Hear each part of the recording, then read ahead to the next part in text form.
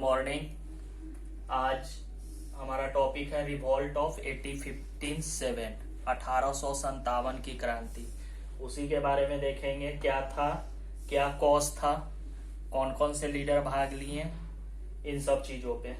तो the Indian rebellion of 1857, 1857 का जो क्रांति है उसको भारतीय क्रांति भी बोला गया है, सिपाही विद्रोह भी बोला गया है और इसको भारत का प्रथम स्वतंत्रता संग्राम भी बोला गया है। जो इतिहासकार हुए उन्होंने अपने बुक में इसके बारे में ऐसा बताया है। तो यह 1857 के क्रांति शुरू होने का सबसे पहला जो रीजन था वह मंगल पांडे जो थे बैरकपुर छावनी में, वहां पे उन्होंने विद्रोह किया था 29 मार्च 1857 को। और वहां पे कुछ जो सैनिक थे उन पे उन्होंने गोली चला दिया था। इसके पीछे रीजन बताया जाता है कि जो राइफल था या कार्ट्राइज कारतूस, उसमें ऐसा बताया गया था कि उसमें गाय और सुअर के चर्बी का इस्तेमाल हो रहा है।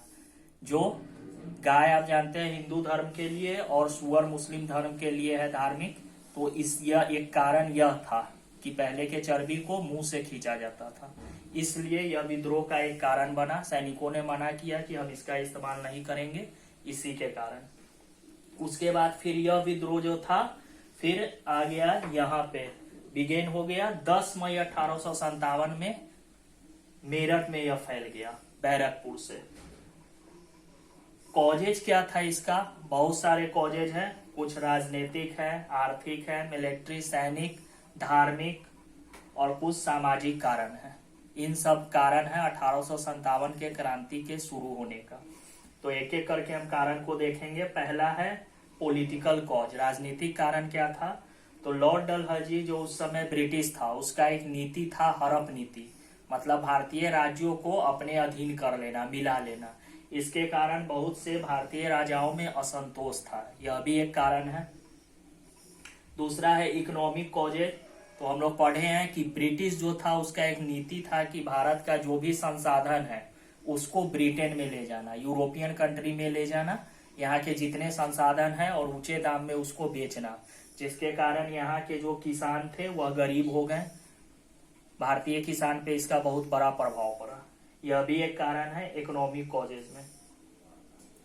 सोशल कॉज में है सामाजिक कारण क्या था? तो पहले भारतीय समाज में यहाँ पे था सती प्रथा थी, विद्वान था। फिर चाइल्ड मैरिज की प्रथा थी। इन सबों को ब्रिटिश ने हटाया, जैसे विधवा पुनर्विवाह लागू किया। फिर चाइल्ड मैरिज जो था उसको नहीं अलाउ किया। यह सब कारण था जिसके कारण भारतीय लोगों में इसके कारण भी बहुत सारा असंतोष पैदा हुआ। फोर्थ नंबर है रिलीजियस कॉजेज, धार्मिक कारण क्या था? तो धार्मिक कारण था कि ब्रिटिश लोग जितने भी हिंदू और मुस्लिम थे उनको फोर्सली, मतलब प्रेशर डालकर उनको क्रिश्चियन धर्म में परिवर्तित करवा रहा था ब्रिटिश लोग। यह भी एक कारण था असंतोष का भारतीयों में। एक है प्रशासनिक कारण। तो प्रशासनिक कारण है कि जितने भी हाई पोस्ट थे या ऊंचे सैलरी वाले पोस्ट वो सब ब्रिटिश को दिया जाता था, भारतीयों को वह पोस्ट नहीं मिलता था, सारे नीचे वाले पोस्ट। इससे भी भारतीय लोगों में ब्रिटिश लोगों के खिलाफ एक गुस्सा फूटा। मिलिट्री कॉज है।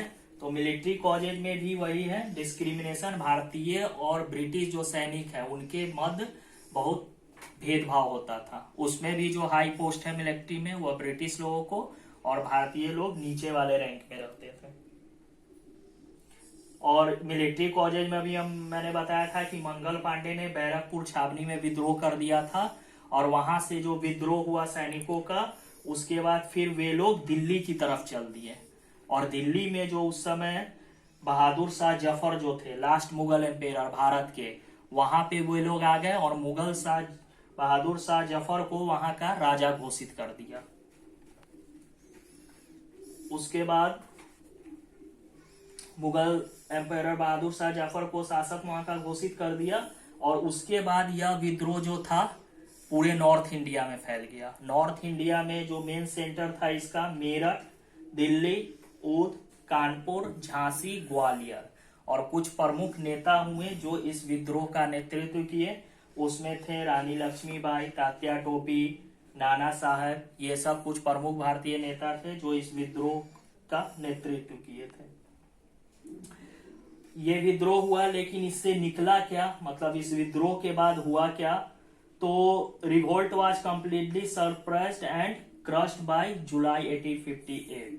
रिवोल्ट जो था उसको पूरी तरह ब्रिटिश द्वारा दबा दिया गया जुलाई 1858 में, और इसमें बहादुर शाह जफर को सरेंडर करना पड़ा और उनको फिर वहां से रंगून भेज दिया गया। तो ज्यादा सफल नहीं हुआ, इस तरह हम कह सकते हैं 1857 का क्रांति सफल क्यों नहीं हुआ? तो उसके कुछ कारण है। लोकलाइज्ड मतलब एक लोकल लेवल पे विद्रोह था और एक यूनिटी की भावना नहीं थी, मतलब जितने भी राजा थे वे खुद के लिए लड़ रहे थे, मतलब एक केंद्रीयकृत स्तर पर यह विद्रोह नहीं था, कुछ लोकल लेवल पे हो रहा था। ऑर्गेनाइज्ड पूर्वक नहीं था, एक समूह में नहीं था, बिखराव था। और एक कारण था कि ब्रिटिश के पास बेटर मिलिट्री इक्विपमेंट था, जबकि भारतीयों के पास हथियार की कमी थी। और इसका इम्पैक्ट क्या पड़ा? तो पहले जो प्रशासन जो था ईस्ट इंडिया कंपनी के पास था, वह ट्रांसफर होके चला गया ब्रिटिश क्राउन के पास। तो इसका यही इम्पैक्ट था। यह था रिवॉल्ट ऑफ 1857। Thank you.